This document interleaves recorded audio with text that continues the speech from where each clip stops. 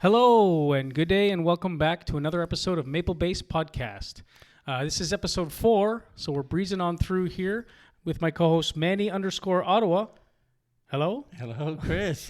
We are back. Follow him on Instagram to get more of the detailed info that he does day by day. And we'll try to make these things, again, more condensed and more short. So this one's going to be titled Follow the Science Part 2. So we can look back over COVID and how that parlays or marries with the climate change. So without further ado, episode 4 is underway.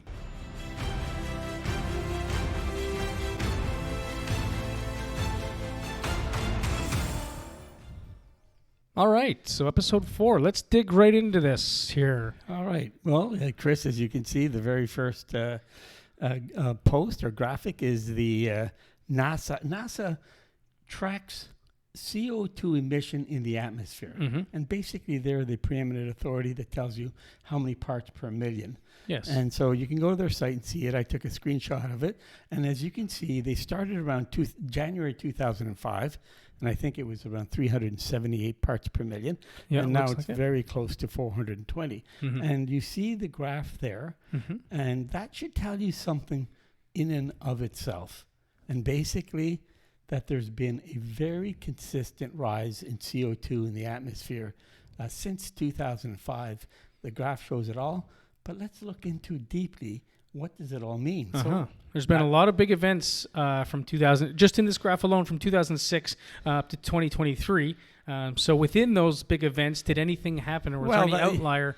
Well, let's first start with the premise with the first slide, okay? Just because I have been following global warming for 25 years, Chris. I was really interested. I was a young lawyer, and I had actually an environmentalist lawyer as one of my mentees, and I was teaching him. And so we went into it when global warming started to begin. And if you might remember, there were 6 greenhouse gases, and there they are. I've listed them there.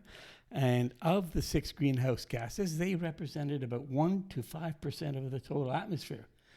And as the chart shows, of the 6 greenhouse gases, carbon is 3.62%. So the vast majority of greenhouse gases is, in fact, not carbon dioxide, but everything else but. So that's how it started. It used to be called greenhouse gases, and then they kind of got rid of the term greenhouse gases. Yeah, the hole in the ozone layer in the early 2000s. Well, that was earlier than something else. Yeah. But with greenhouse gases, it was simply there were 6 of them. We identified them. Here's what they are, and we were concerned. Then all of a sudden, there was no more discussion about the greenhouse gases, and we focused on CO2. And from a scientific point of view, there's clear CO2 is rising in the atmosphere, and we'll go through that in a second. But we're not measuring the other 6 greenhouse gases. Now think of it, Chris. There are a total of 96.38% of greenhouse gases that we don't measure. We don't know. We don't know if they're increasing. It'd be nice to know if they correlate at the same trends as carbon. So as carbon's rising, is the vapor rising in the same way? I would be more alarmed if the other 96% of the greenhouse gases were increasing faster exponentially, than carbon. like nitrogen. How's nitrogen doing? How's water vapor doing? Argon, is it declining? So it'd be nice to know. Right. So the great irony is, and I always ask questions. That's what a trained lawyer does, and that is, how could you scientifically take one of the 6 greenhouse gases and the smallest one, 3.62, measure that to its complete conclusion and ignore the rest and call this a scientific experiment? I mean, think about that, Chris. You need to see the full picture. Well, if you don't, your data is meaningless. So that's where we started. And so that, first of all, alarms me. If you follow the science, what happened to the others and why are they not? So let's go to the next slide. And that's the premise. What is climate change? It's very simply defined, and it's basically the burning of fossil fuels, which increases greenhouse gases. That's why there's an attack on anything that's fossil fuels, gas, and so on. So how much is man's usage or humans' usage affecting this carbon in the atmosphere? And they actually made the conclusion. The premise behind climate change is the more fossil fuels we use, the more CO2 is emitted in the atmosphere. The more CO2 in the atmosphere means the more greenhouse effect and the more warming or climate change. There's the premise. So let's go watch the next slide. Well, let's skip that one. And so now we'll go back to the original slide, and we see, first of all, by ordinary observational data, that there's been a very consistent rise. But something's happened in the last 2 years. Which will probably never happen again. We had a complete shutdown. There were COVID had caused basically 90% of the planes to shut down for a good 6 months. Cruise lines, which burn about a million liters of diesel every cruise line, they were 100% shut down. Nobody vacationing, nobody driving to work. Well, everyone working from home. So if you ever this is globally. And if you ever had a test saying, gee, and I put this rhetorically, if I spoke to a great advocate for, let's say, Greta Thunberg, if she wanted to speak to me, I'd say to her in 2019, what if I could shut down the world for a good 2 months? Well, no, 2 months. We shut it down again. So let's say 3, 4, 5 months in the next 2 years. I mean, literally almost shut it down completely. What then? That would be wonderful. You would see it drop CO2. That's what we need to do. Well, we have science.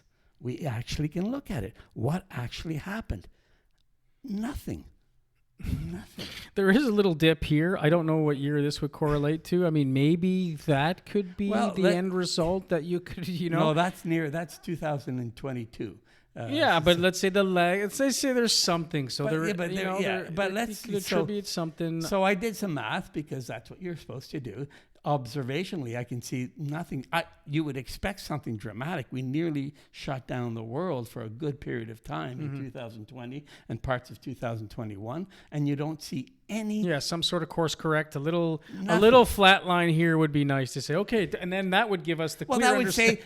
That would say that we're going to do this. That actually has some. Holy shit, we do affect it way more than we think. Yeah. So now let's go to the next graph. I decided to do some math. And so I said, okay, let's take 2 periods. Let's take the 20 months after the beginning of COVID and the 20 months before the beginning of COVID. And if you look at the dates, they're there. And here's what's really important. The 20 months before COVID, that is, let's say before mid-March 2020, there was economic prosperity everywhere. There was a record air travel, record cruise lines.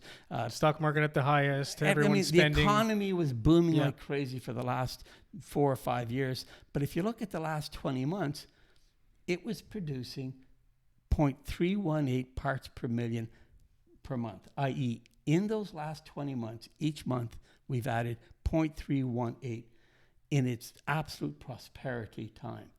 Now, measure after COVID when everything shut down. And in fact, recessions began. We've had vacationing less. Everything is down. Still working from home. There's a lot of telework happening still. Right. And how many parts per million of CO2 was increased?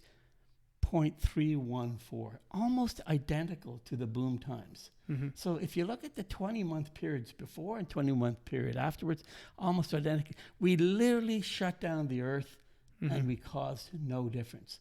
That has to make people question whether the premise of climate change is correct. The fossil fuels emitting and burning turns into CO2, or whether it's not. So that's what follow the science. And we just had a record year, going back to our second one, we just had a record year in carbon production, right?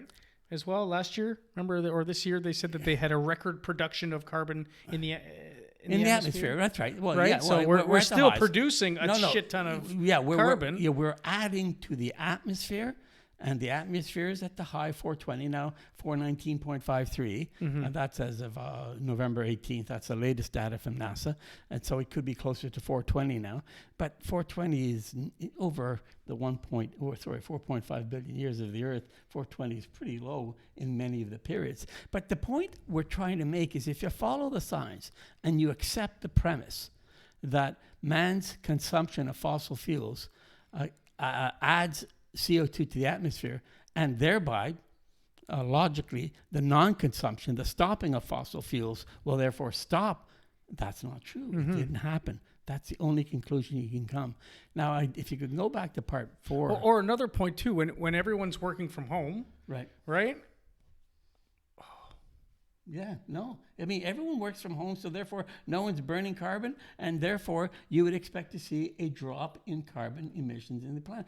Planes, we're still... Yeah, sorry, I'll go back to my point. I just remembered it now. If everyone's working from home, and we maxed out last year at our carbon most, right? Right. So that must mean that man is also not affecting that carbon, or it's more industrial, more plants. Or, well, I would, you know what I mean? I would go further and say that there are probably more plausible theories, and that is it all has to do with the ocean.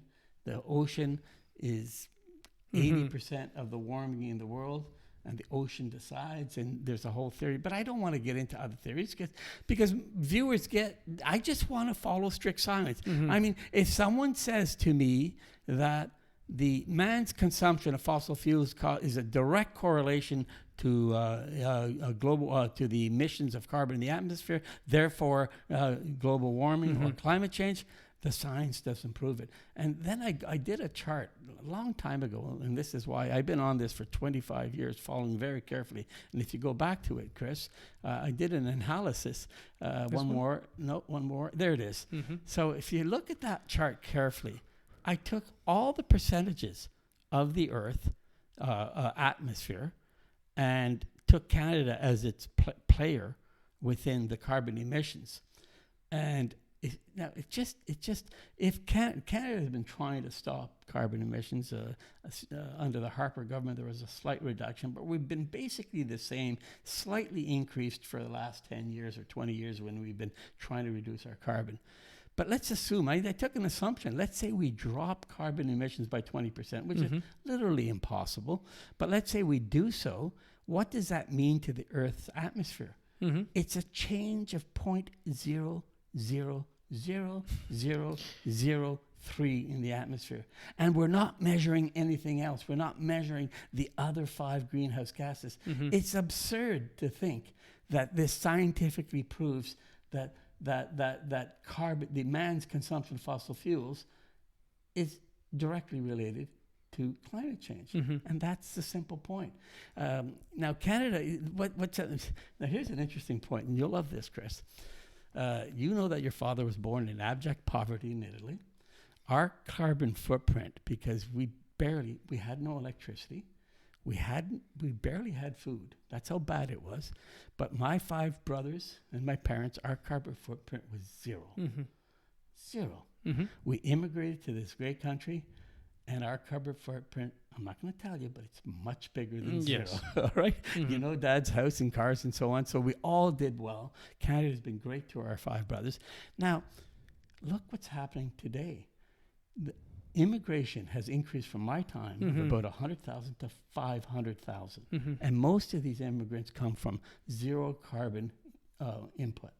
So I'm gonna just like you, their footprint was very tiny, and now when it comes, they're going to be huge because they're living in a bigger. cold No country. matter what, it'll be bigger. So let's play this game. We're adding 500. So let's say in 3 years we add 1.5 million immigrants from zero carbon, and Canada's 38 million people. We basically added 5% to our carbon output by simply using immigration. And I'm in favor of immigration because I'm in favor of people going from near death to prosperity. Yes. But we're going to add every 3 years 5%. And at the same time, trying to counteract that with policies and with reducing, I don't know how, taxing, how do you counteract that increase of Canada as it grows, right? Well, exactly. It's foolish. These policies fight each other. If you want no increase in carbon, have no immigration. Yeah. And we would be living in Italy right now. But you know, the point is that immigration is wonderful. It works. It's counter the premise of reducing climate change. I mean, if immigration continues as it has, and let's say by one of the discussions was get Canada's population to about 100 million. That's a serious discussion. And governments have been looking at that. That's 70 million more, or 60 more million people. That's doubling. And most of these people are not coming from wealthy nations or multi-billionaires coming to Canada. They are basically people who consume less. And they come to Canada. Just immigration itself will double or triple our CO2 output. And so it is just, there is no science that supports what we're doing in immigration, and there's no science that supports, I mean, at least what I see now, people can comment and tell me how I'm wrong, but this is just a guy with critical thinking, looking at data, looking at NASA data, looking at actual carbon emission, looking at actual differences and how it's happened in the time of COVID and before the time of COVID, great prosperity, seeing no difference. Someone needs to explain that to me. At least can we start with, why is that happening? Why is there no change? Yeah, 100%. And hopefully this podcast continues on for years to come, and we'll be able to revisit this stuff and see the changes and talk about the changes, because we'll have this data to go back on and kind of rehash. Well, you see that most of my posts there, some of my charts go back 20, 30 years. The calculation goes back 10 years. So I've been pretty consistent in looking for 30 years. But you know what? Science is all about always questioning, always doubting, and always looking for affirmation. And I'm looking for somebody to discount this theory. Yeah, and even if we're wrong, I want to know I'm wrong. Yeah, and then we eventually get to a place that's right. So well, I want to know that I'm wrong because to me it's pretty simple. Yeah. We just went through the most